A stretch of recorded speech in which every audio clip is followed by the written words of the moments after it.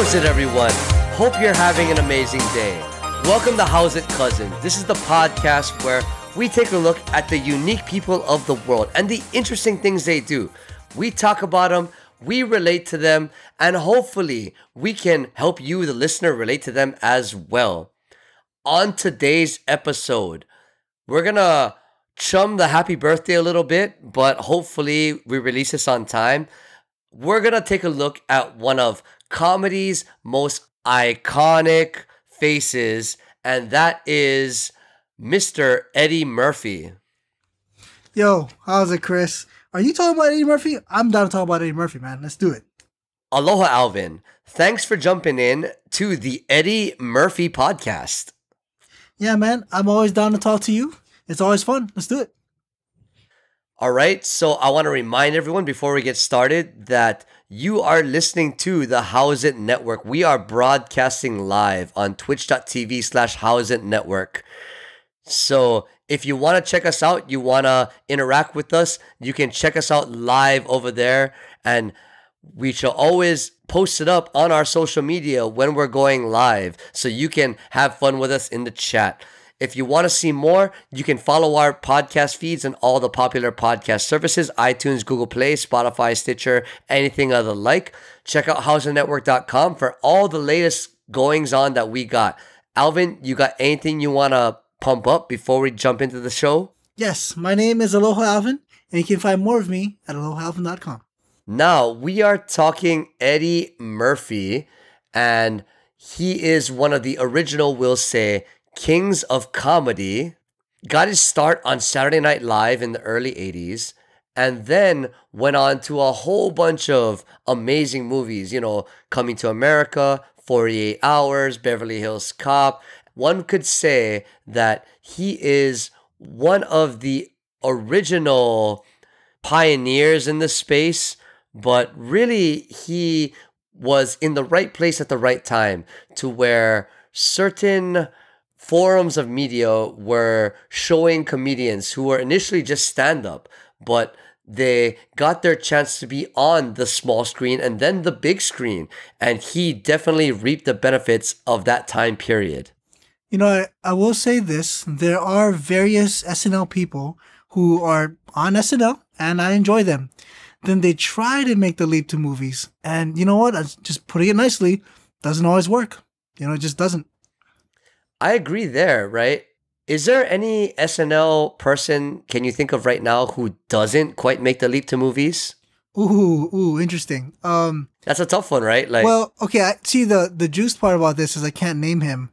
But the guy so SNL, try to watch whenever I can. I really enjoy it. I enjoy MacGruber. Do you know that whole deal about MacGruber? MacGruber, let me think. I don't know that okay, wait. Okay, no. Who's the actor? I can't name him. That's the deal. Well, fuck. See? But that says something in and of itself, though, doesn't it? It does. It does. So here's the thing. This is how it goes. It's a 2-minute thing or less, because that's how they do it on SNL, short things. And it's something like, okay, MacGruber, we're all going to die. Here's a rubber band and a straw. Save us, right? And then MacGruber. So this is the MacGyver parody. He'd be like, all right, I'm going to take this rubber band. All right.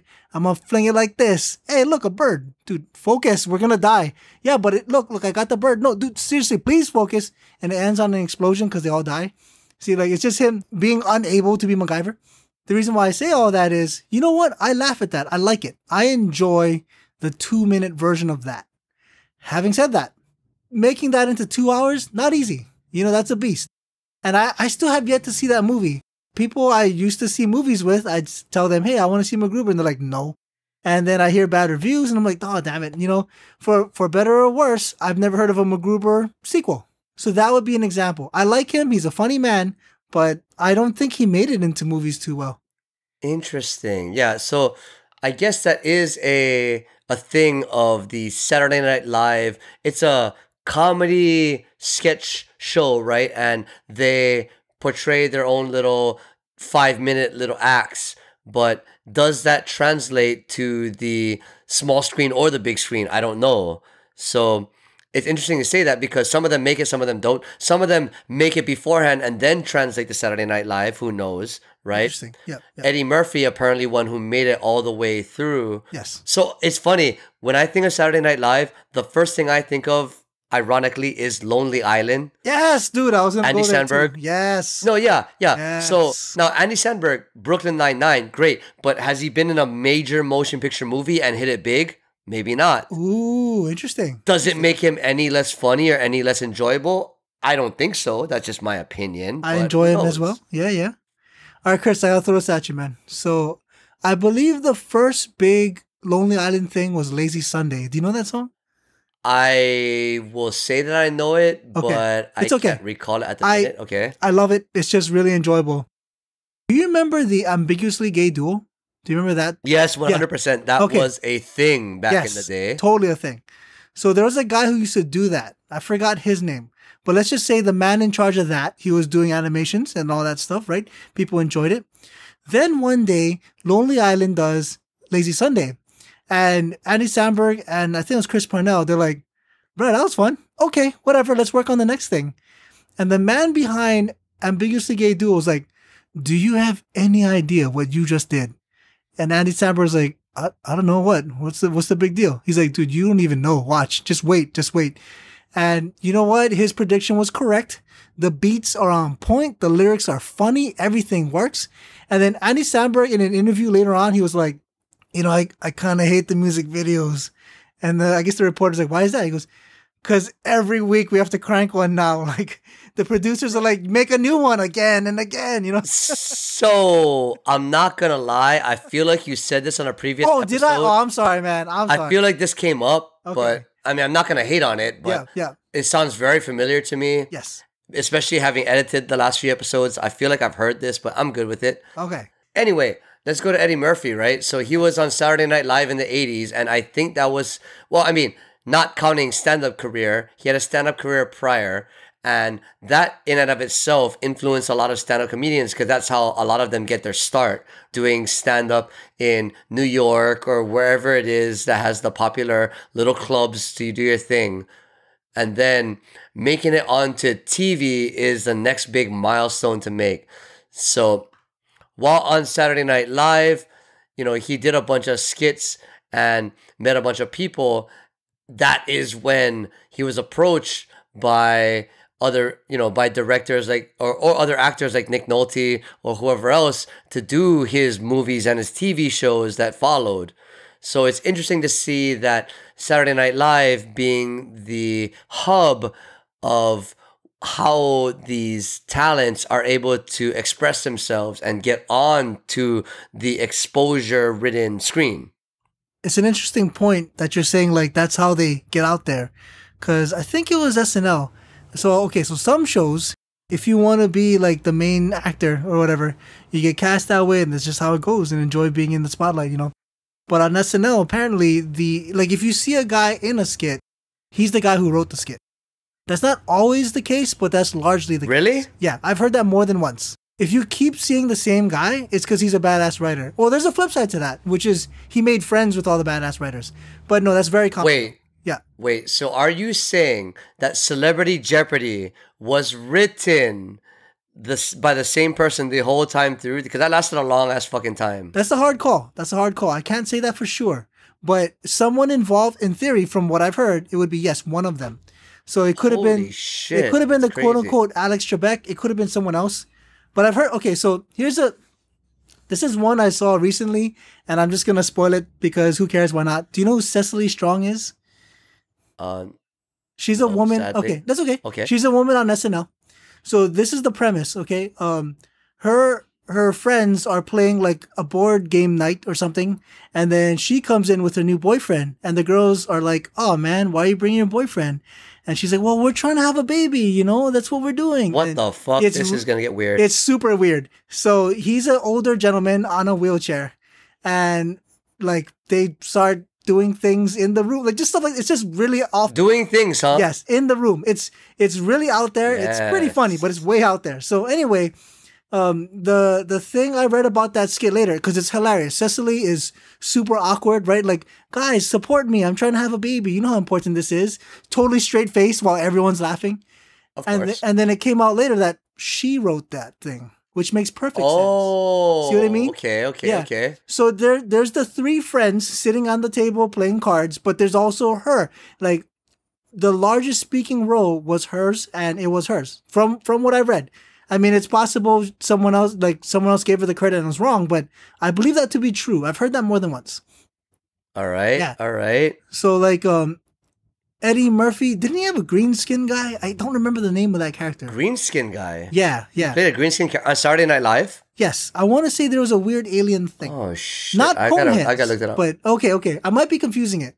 But No, okay, so Coneheads was a thing too, right? Not Like Dan Coneheads. Aykroyd then Yes. played that actual thing, right, on Saturday Night Live before that show spun off. But there was a green skin guy. I can't remember that. See, I can't say for sure. That was a while back. The majority of the Eddie Murphy SNL stuff was before me. I'm just gonna be honest. But yeah, that's I swear I've read that more than once. Yeah. If you keep seeing someone over and over, they're the strong writer, and that's why there's like random Tina Fey things. She's a good writer.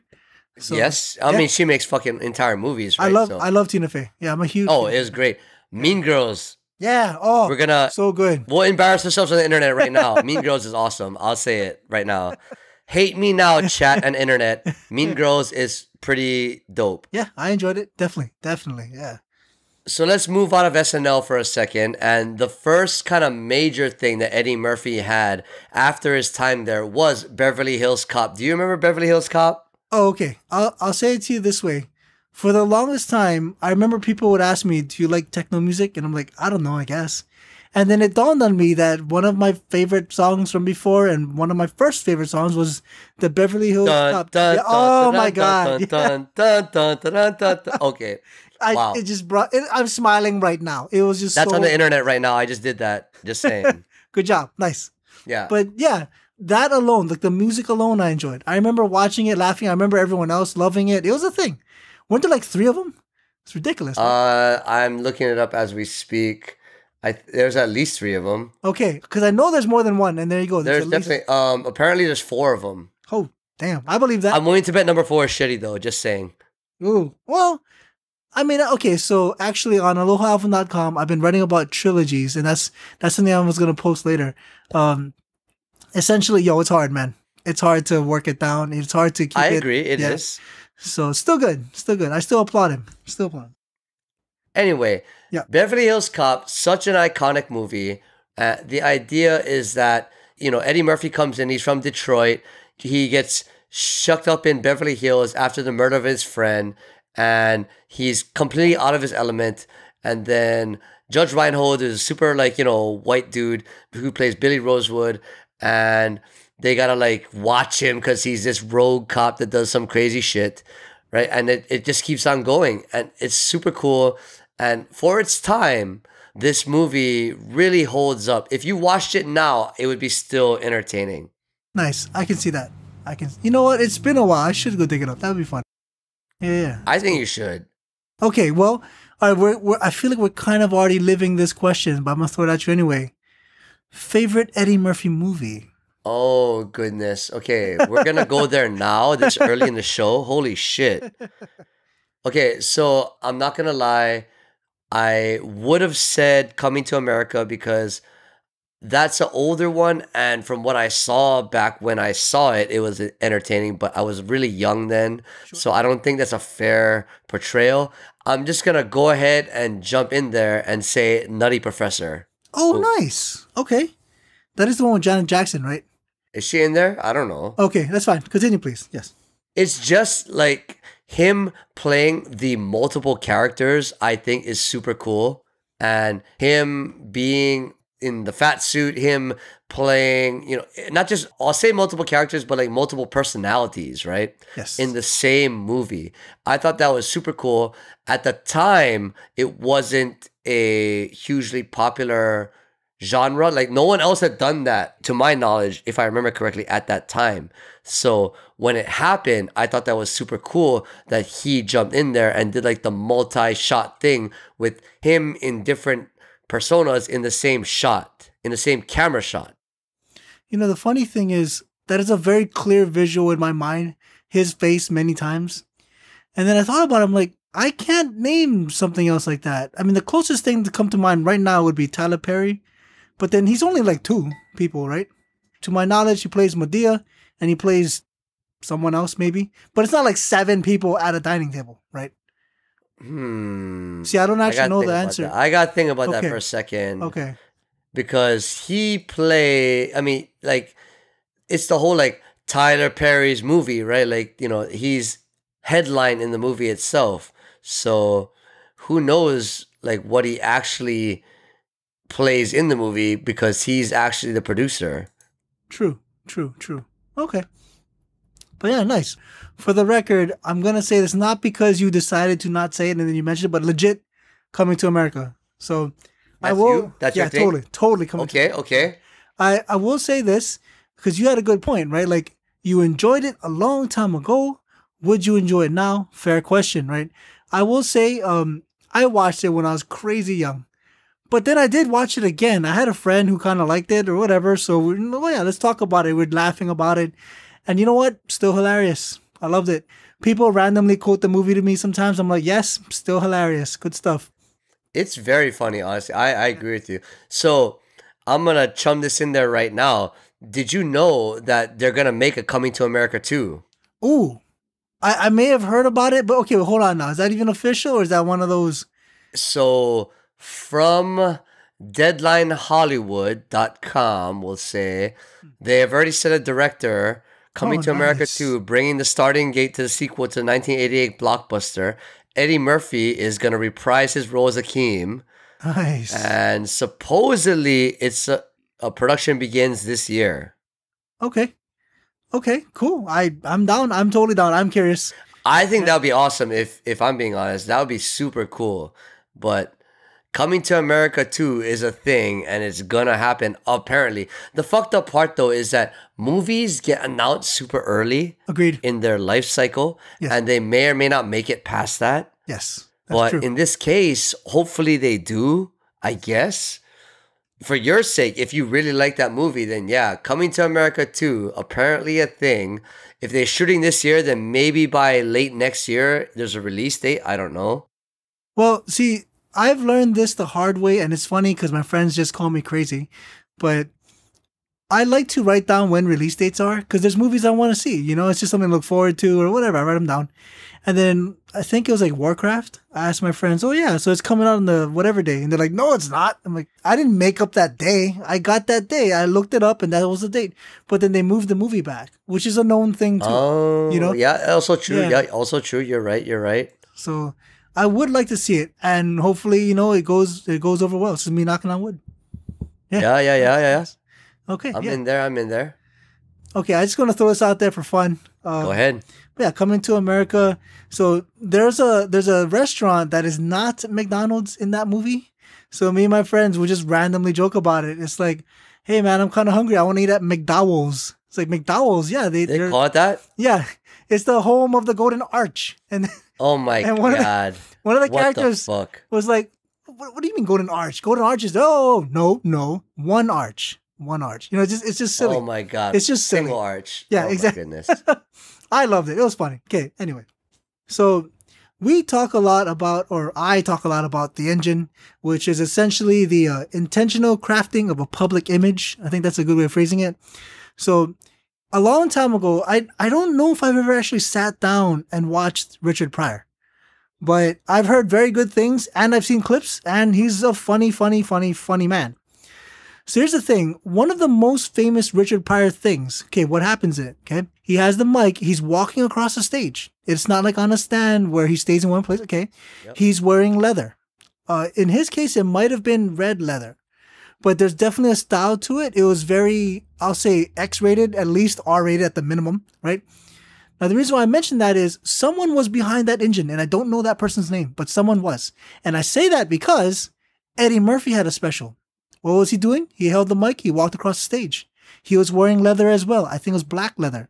Same deal. Well, not exact same jokes or anything, but like same style. That kind of grittiness. And I'm not sure. I better check before I fully commit to this, but I believe Kevin Hart. Same thing. holds the mic, walks across the stage, wears leather. Whoever's in charge of it clearly has found the formula, or in this case, the engine that runs smooth. Because that Richard Pryor special was huge. And the Eddie Murphy... Go ahead, man. Wait. You're saying that black dudes walking across stage in leather, holding mic is a thing? I cannot say, like, that's all there is to the formula. But if you just watch them back to back, dude, it screams similarities. It's just screaming, man. I wonder. Yep, I typed in Kevin Hart special, and I see him all black, leather as well, same thing. And I think I enjoyed that special. Now, I mean, okay, on one hand, maybe the guy that cooked up the original recipe has since passed away. But if I was a comic and I was gonna go on stage, I would consider wearing leather, grabbing the mic, and walking across the street, and also saying super not G-rated jokes. Yeah. In the Kevin Hart image, he's wearing a gold necklace. Okay, I'm gonna go dig up Richard Pryor and see if he was wearing a gold necklace. But yeah, I bet he was. Richard Pryor was pretty, we'll say, flashy in that respect. Richard Pryor, honestly, was one of the OGs of this whole genre, if you ask me.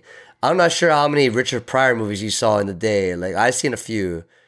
I barely know him. For me, he's like Really? George Carlin. Yeah, I enjoy George Carlin as well, but I can't say I know him that well.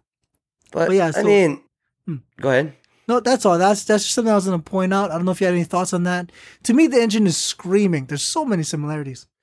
So I think there is, and it's sad to think that we associate those similarities with black dude carrying mic wearing leather. It's sad that it has to dial down to that, but for whatever reason, it must work, right? If it's repeated over and over again, then there's something about it that must actually generate follows, views, engagement, whatever have you. Right. See, I mean, let's say I was in a boy band, right? And I had to do a music video. Well, you know what I'm going to do? There's going to be a big fan blowing on me, and I'm going to show my abs. Maybe it's raining. Maybe it's raining on my abs. See, who cares? That image screams, right? Like you just keep seeing it over and over because that's what they do. That's the formula that works. Yep. But anyway. 100%. Yeah. And apparently what you're describing for comedians must work in some way, I guess. I had to, because when I think of Eddie Murphy, I think of him, I enjoy him on stage. I've seen some on stage things and I liked it. I thought it was good. So I'm going to bring up something that maybe you know or maybe you don't, but I'm not sure if you're familiar with the meme roll safe. No, I don't know it. Throw it at me, man. So there's this black dude who kind of looks like Eddie Murphy, kind of doesn't. Oh, okay. But how many years ago is this? A year or two ago? 2 years ago, I would say. There's a image of this dude, and his name is Kayode Iwumi, and he's a black dude, and there's an image of him online which has him pointing to his temples, and that became a meme very quickly, and it's called Roll Safe. Okay. And a lot of people, because he's got the mustache and he's a young looking black dude, they confuse him with Eddie Murphy. So there's a lot of, if you search Eddie Murphy memes online, you would see this dude's memes. Okay. And the funny part is Eddie Murphy, in and of itself, famous. This meme by itself, very famous. So it's interesting to see how the two of them merge together. Dude, I just looked it up. Yes, I know that guy's face. Okay, right? continue. You've seen it, right? Now, I've if you seen look it it up, before. you've seen it. Before. Exactly. Yeah, I have seen exactly. it before, yeah. And I didn't think that was Eddie Murphy because I know Eddie Murphy, right? Yep. But let's just say the uninitiated of us all could think, hey, Eddie Murphy doing a meme thing. So it's interesting to where this generation's culture could see something like that, a dude that kind of looks like him, and make that association. This isn't the same thing, but my brain connects the two. There was some guy somewhere, I guess he stole something in a grocery store, just some douchebag stealing things. But he kind of looked like Ross from Friends. So, yeah. People are like, dude, Ross is stealing stuff. I mean, part of me is like, that's funny. And the other part of me is like, man, I hope they know that's not actually him. But yeah. Exactly, right? Exactly, yeah. All right, so I'm going to throw something else at you. So this kind of harkens back to the Erica Harlacher thing. I have to assume we talked about Batman because I always think about Batman with voice acting. So before Batman, to my knowledge, the voice actor guy was just a schmo. He did his own Wait, thing. what voice actor? The voice actor for Batman? Yes, Kevin Conroy. I Okay, Kevin believe Conroy, yep. prior to being the Batman voice, he was just some guy, who knows, accountant, butcher, whatever, who knows. But then I must have looked after, this up while you're doing this. no problem. After he got big, it was like, cool, man, that's great. And then the question was, how do I become one? I want to be the voice of somebody. And I think he said it as well as some other people. It's like, it's hard to break in because what they do is they like to grab celebrities and put the celebrities into the voice acting. Now, I say that because for me, Eddie Murphy's voice, man, I love his voice. It's so unique. He can say like anything and I'll say, oh, hey, it's Eddie Murphy. Like if Eddie Murphy did a commercial, a voiceover, I'd be like, yep, it's Eddie Murphy. Yep.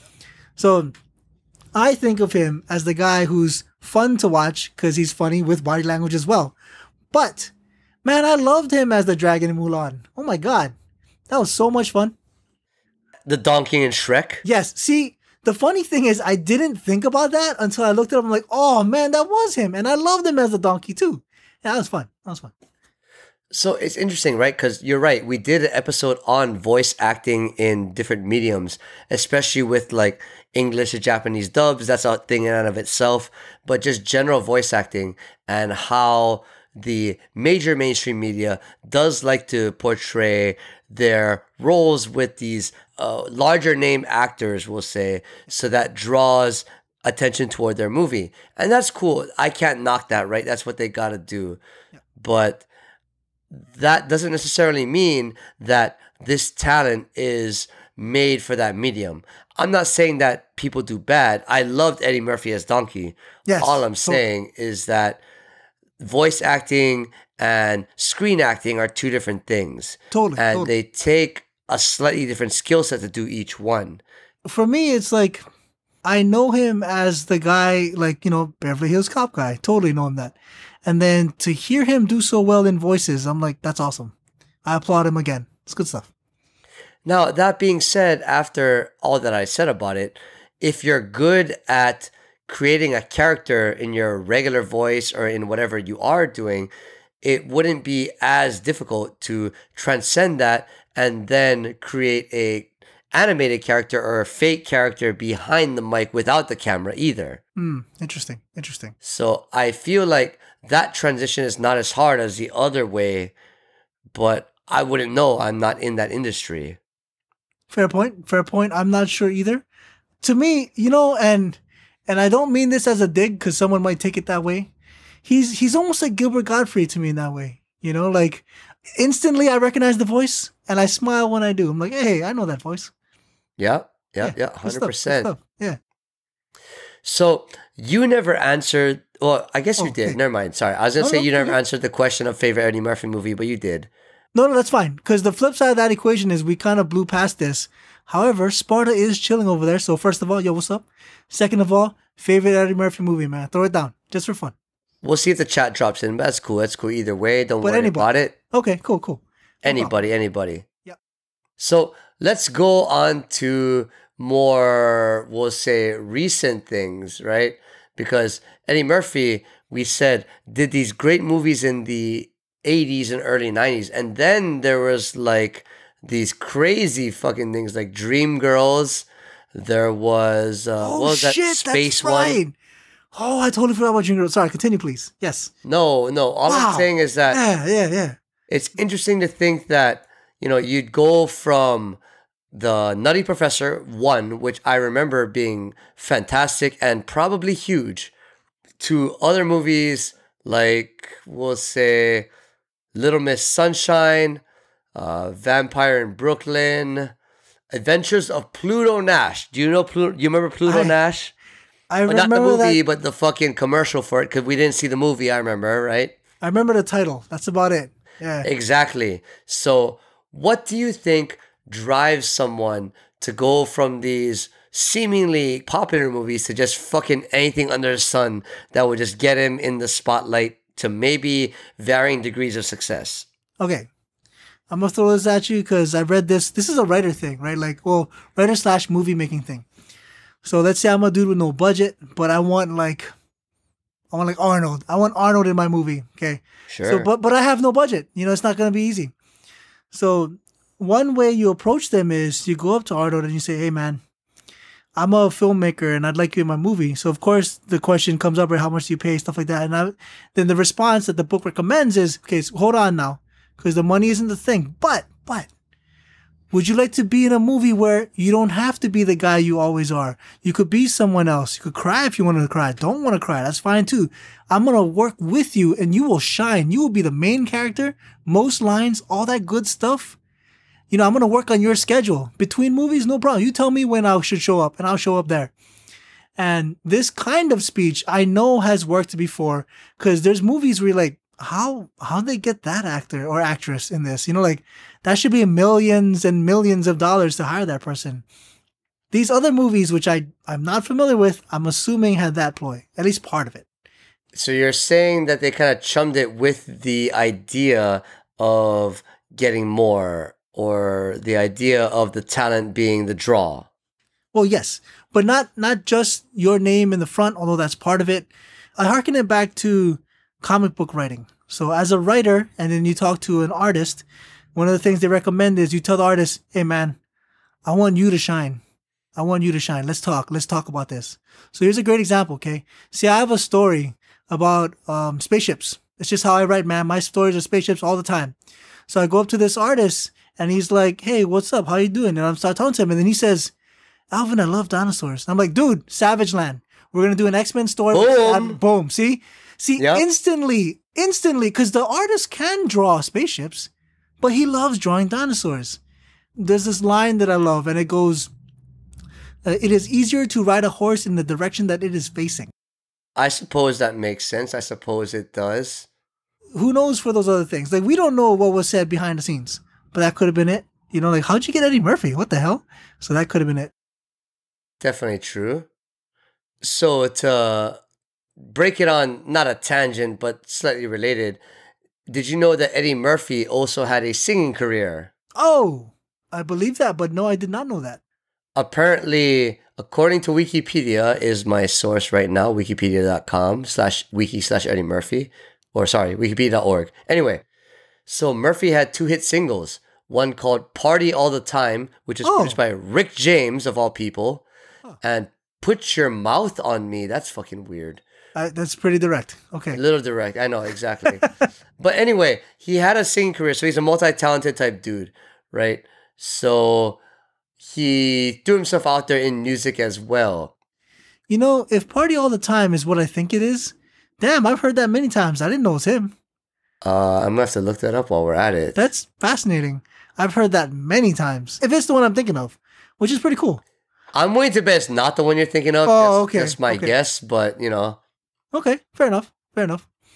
So something else, kind of unrelated, kind of related. So, all right, imagine a movie. Okay, so there's a movie called Searching. Do you know that movie? The fuck is that? The father loses his daughter, and he's like, I want to find my daughter. It's not Liam Neeson. So, not taken. Yeah. So not taken. Not taken. In this case, the daughter goes missing, and the father decides to figure out what's up. Okay, so it's very real, very, very realistic, and it's a really good movie. But anyway, there's a female detective, and she's like, hello, you know, Mr. X, I've been assigned to your case. You know, gather these facts from me. I'm going to start making some phone calls. You should call these people. Okay, all of that sounds good, just like an action or a whodunit or whatever, all that good stuff. Now, my question to you is, who is that woman? Who should play that woman? If you were to cast that woman, who would that be? I need a woman who can play a female detective, and it's a very serious role. Woman, female detective, serious role. I'm going to chum the chat. You can't see what I'm doing, but I'm going to look this up right now. I'll add this there. So I learned long ago that I suck at casting. I learned that long ago. There's so many movies where I'm like, what? Why did you cast that person? And then you watch and you're like, bro, that was incredible casting. So this is another one of those times where I'm just going to say, okay, I would not have casted her, but she was in it, and I love the crap out of that movie. So there you go. So I'm just going to go ahead and say this right now. Sure. You break out a woman detective / stealthy type thing, and immediately the funny part is I gravitate towards none other than Can we get a fucking drum roll in the chat or in somewhere, please? Carmen Sandiego. Oh, Jesus. That's so, Booyah. that is so not where I was going. But yes, fine. That's fine. So the reason why, okay. The latest iteration of Carmen Sandiego will be Gina Rodriguez in a animated version. So I'm going to go with that to your fucked up question. Okay. I'm going to go with Carmen Sandiego, Gina Rodriguez in the get up and everything as your detective / stealthy sleuth / whatever. That is super fascinating. For the record, if I remember correctly, Carmen Sandiego was the bad person. She was the thief. She is. The she girl, is, yeah, but, the girl and the guy. Which okay, anyway. Yes, but no. What I'm saying is, in this latest Netflix series, she's gonna be like the anti-hero / hero. Okay, fascinating. Okay, wait. So to dial it back, and the reason why I mention it is there are some women. I guess I'd choose. I don't know. Maybe Charlize Theron, serious lady, actress, right? Sure. But the person in Searching was Deborah Messing. Do you know who Deborah Messing is? Interesting. Yeah. Yes, I do. Yeah. But I'm gonna look up just so I know for sure. No problem. While you are talking, so keep talking. Okay, no problem. Deborah Messing, for me at least, she is absolutely. Definitely know who that is. Yeah. Will and Grace. Bingo, Will and Grace. She's totally comedy, right? Comedy, silly stuff, laugh track, all that good stuff. It's fun, sitcom. I would never cast her in a serious role. It just makes no sense. But bruh, she was great in Searching. Great character, great actress. I loved it. All right. And the reason why I say all that is Eddie Murphy, wise ass, making jokes, all that fun stuff. I would not cast him in a serial killer role. Who knows, right? But you could be super surprised. Bro, okay, go ahead. That's a thing. Like, think about that. Okay, now we're gonna play that game. Yeah. Right. So if you could recast Eddie Murphy in any survival horror or thriller flick as the bad guy, which one would you do? Huh. See, okay. Wow. So this is how it feels, huh, Chris? Okay. Fuck you. See? Is that how it feels? Okay, that's how it feels. That's how it feels. Well, you know what? I'm going to go with Freddy. I'll go with Freddy. That's way out there, I think. See, way out there. That is way out there. Yeah. Interesting. Yeah. Would he wear the mask and everything? I don't know. Who knows? Well, I mean, so the flip side of that too is he could be like Jennifer Lawrence Mystique. We saw a lot of blonde hair and white skin for a woman who was Mystique. But, Eddie Murphy could be... Only in the second one, though. In that first X-Men First Class, she was blue most of the time. That is After true. that, is true. I think she's like, fuck this, I don't want to wear this all the time. And, To be fair, it made sense for most of the scenes, like when she was in the subway. It did. Anyway. But yeah, like Eddie Murphy could be burnt skin Freddy when he's cutting people. And then maybe when he's messing with them mentally, then he'd be normal skin Freddy, Eddie, Freddy. Okay, anyway. Freddy, Eddie. Yo, holla. But yeah, see, like I would never cast him, but I could see it working. I could totally see it working. Who knows? I can't remember the last time he was cast in a more serious role. Now that we're talking about it like this, I can't even think about it. Like, I might have to try to look it up again, but I can't. I mean, the reality is there could be a lot. Who knows? But, because I remember someone asked me once, like, Robin Williams in a creepy movie? Well, it doesn't make sense. For him, it was probably like flexing, like, man, I can do more than comedy. Put me in, coach. That kind of thing. And, so I'm not going to lie. I'm on Wikipedia right now scrolling through it. Anyone on the Twitch channel could watch it with me, and there's fucking nothing, pretty much. I believe that. See, but I'm not going to shame him on that either, though. Like, I get it. It brings home the paycheck. So I get it. So actually, if he was my boy or if he was my friend's friend or something, I could ask him questions. I'd say, Eddie, have you considered that? Is that a thing you want to do? Like, maybe he's been trying to get those roles, but he can't. Who knows? See, I don't think that's the case, though. I don't think that's the case. There's no way that he wouldn't land that type of role. He's just that good of an actor. I wonder if he's just profiled in that way too much. Is there a too much? Do you think there's a too much? Ooh. I personally don't believe there's a too much. But then again, I like Mega Man 1, 2, 3, 4, 5, 6, 7, 8, 9. So I'm that guy.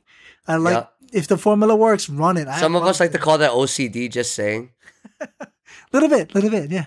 Mega Man X 2, 3, 4, 5 as well. So yeah. No, stop at 4 there because once it got off of Super Nintendo, it was trash. Just saying. You know what? One of my favorite PlayStation games was X4, so no. Really? Disagree. Yeah, I really enjoyed it. Okay. Well, you get to I'm play down. at 0. Yeah, so. We can fight about that. I'm good with that. Like I'm not saying it's a bad game. I'm just saying it wasn't as good as Super Nintendo. But anyway, we can talk about that later. Yes, totally. Yeah, I cannot find a single serious role. And to answer my own question, where would I cast him in a more serious role? Let's think about this. Oh, you know what's really funny is that I'm not saying that it should be him, but they just recasted Idris Elba as Deadshot in Suicide Squad. Fascinating. We're just going to throw this out there. Just imagine this now. Eddie Murphy as like an older age Deadshot in Suicide Squad. Okay.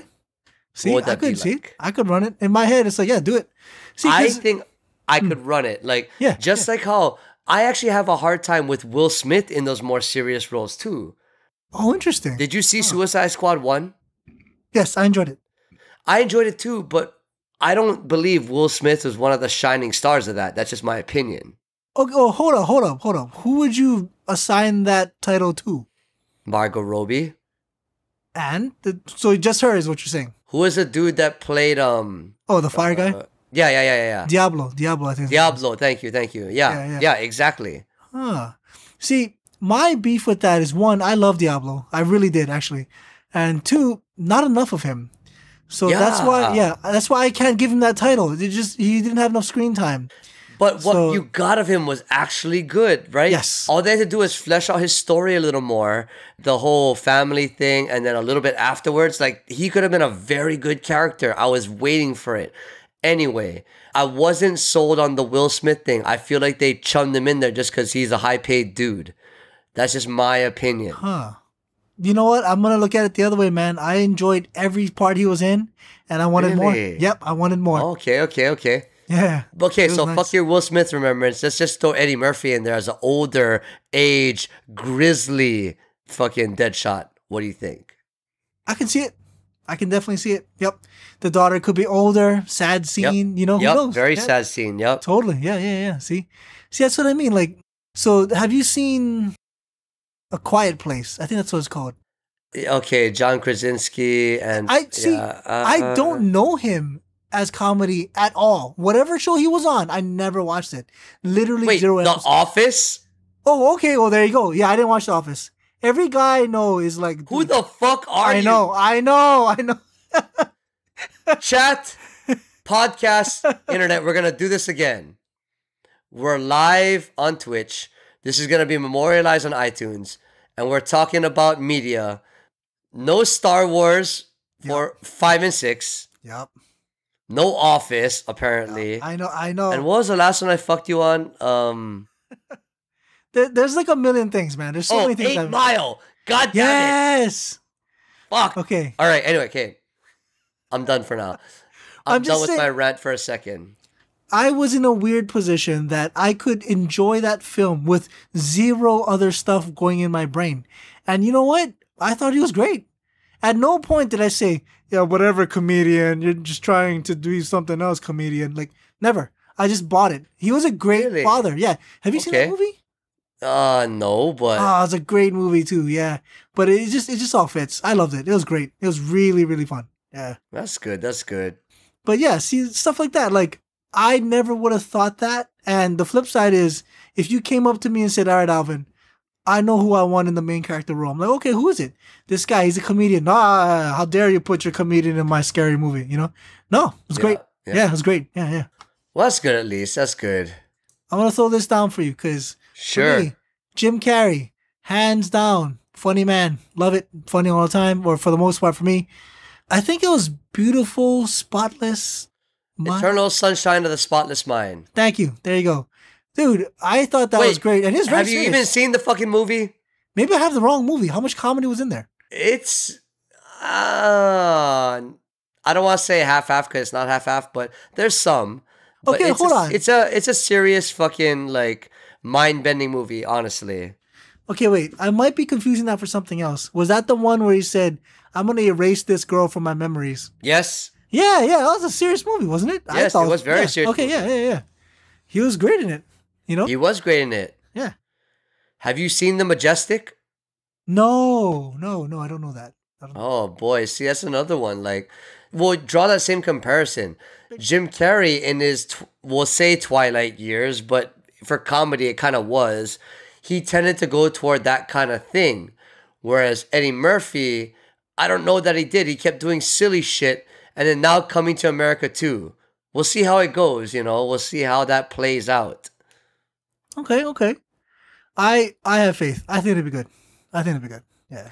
I'm not saying it's going to be bad. If they're going to make a second coming of Coming to America, it better fucking be good. That's all I'm throwing out there. Yo, wait. It was Arsenio Hall, wasn't it? What? In Coming to America. Was he the brother? Oh, God. Now you're going to make me look this up. Oh, I feel really bad if I'm confusing two different guys, but... Because that other guy was critical to that movie. It's not just Akeem. So, You're right. It does say Arsenio Hall is in this movie. Yeah. As Arsenio Hall is Semi, Akeem's friend. Nice. Yeah, see, so part of me is like, maybe he has to be in part 2. That'd be nice. Who knows?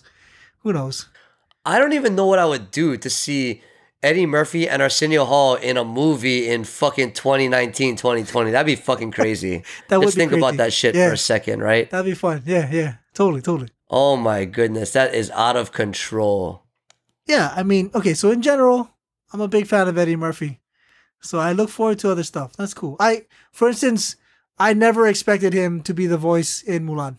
Never. But when he was in it, loved it. That was hilarious. Good stuff. I never expected him to be the fucking voice in Shrek, but I did not expect Exactly. Yeah. I'm gonna go out on a limb and say that we're fucking old, but the quote unquote slightly younger generation would know him for that more so than Beverly Hills Cop. Oh yeah, right? Totally. Yeah, exactly. Yeah. He's the fucking donkey dude. You know what's terrible? And this is the old man mode. If some kid said, I love Shrek, I've never heard of Beverly Hills. What? How dare you? You know what? I'm going to play this video. You sit down. I'm going to play this VHS tape, and you're going to sit there and you're going to enjoy this, Betamax. You're going to sit there and enjoy this movie, kid. Like, old man mode. Nice. So, I want to thank everybody for jumping into this deep dive on Eddie Murphy, as deep as it went. I don't know if it went that deep, to be completely honest, but... Still good. Still good. We're going to wish him a happy birthday, because by the time this episode airs, it should be at or around that time, which is crazy to think about, in that he has been active in the industry that we've watched for the past, I'll say 30 years pretty much. If you like what you are listening to, you can check us out on all the popular podcast services: iTunes, Stitcher, Google Play, Spotify, anything you like. Go to howsitnetwork.com if you want to see all of our stuff in one place. We are broadcasting live right now from twitch.tv/howsitnetwork. If you want to jump in our chat and interact with our live recording, you can do that anytime. But if you follow us on social media at Howsit Network, Facebook, Twitter, Instagram, all the like, you can see when we're going live. You can see what we are doing. Catch up with us, hang out with us, and enjoy. Hey, and if you like that Alvin goodness, please visit alohalvin.com. And now I have to troll Chris a little bit, because the other thing that I do is I like to draw. I'm being paid to draw something. I got asked and I was told they're going to pay me. So, hey, I'm also a paid artist, Chris. I'm messing with you, but it's true. Okay. If you like, I write like how I speak. So if you like anything of what I was doing today, you'll enjoy my site. Thank you. Don't fuck with me just because I can't draw, but that's fine. I'm cool. Because if you want anything that I'm doing, you can go to How's It Chris on Twitter. I can't draw for shit, but I can post memes on the internet. That's what I can do. That's my only skill here. Thank you once again for lending us your beautiful ears. And just remember, it is not goodbye. We shall see you later.